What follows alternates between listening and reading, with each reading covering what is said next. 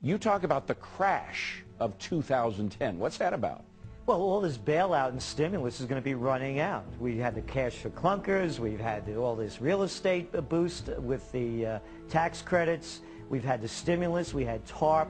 The money chain's running out. It's global, by the way. $5.5 trillion worth of money has been dumped into the system to pump it up after the market collapsed in March of 2009. So after that money's spent, you think we're going to go right back to where we were? Going back to where we were, and worse, because now you have all this debt piled on top of it. You can't print phantom money out of thin air, backed by nothing and producing practically nothing without destroying the economy. You pay for it with inflation. Exactly. So how much inflation? Or devaluation. Maybe devaluation. The same thing. It has the same effect on the currency. It means we are going to be, the money we have in our pocket will buy a lot less. You got it. So how much less? How about, are you talking hyperinflation, 1,000% a year? Maybe start at 40% less.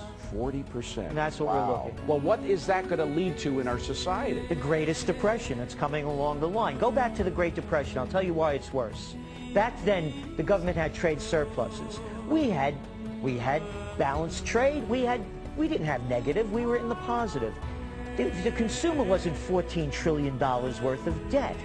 It's a whole different story. And back then, when we got out of the Depression, what got us out? World War II, a manufacturing capacity. We don't have that anymore. Productivity right now is so much greater, infinitely greater than it was back then in terms of what computers can do. We're not going to have a dust bowl because we have the GPS systems that allow farmers to farm in the right way and everything. We don't have the productive capacity. We were a manufacturing giant back then.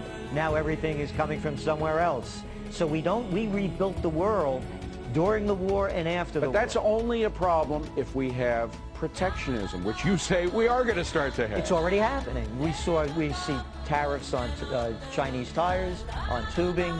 Over 200 trade barriers have been put up around the world. As economies decline, trade barriers are going to go up. Not made in China is going to become a mantra in the not-too-distant future. So we're going to have the kind of protectionist barriers that, because we don't have a manufacturing base anymore in the United States, are going to lead to shortages, terrible shortages here in the United States. That could very well happen. Now, what about immigration? You suggest that we're going to have immigration problems as well as the unemployment goes even higher than 10%.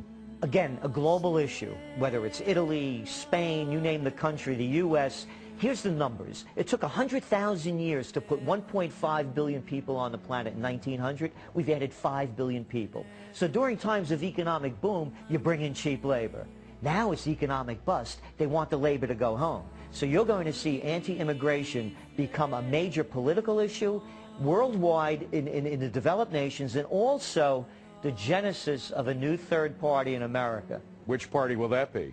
We don't have the anti-immigrant party, or no, what? No, it's going to have a number of. We saw it with the tax protests. That's another element of the. That's a libertarian movement, not necessarily affiliated though with the anti-immigration sentiment. It's again, there's many different elements tied into it. It's anti-immigration. It's protectionism.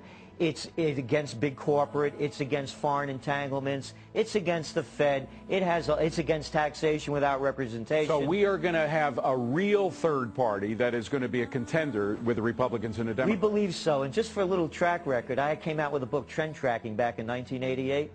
I'd forecast a new third party, and for some reason I mentioned Ross Perot. We're looking at that same kind of atmosphere, but juiced up to a much higher level, and now the Internet makes it possible to have.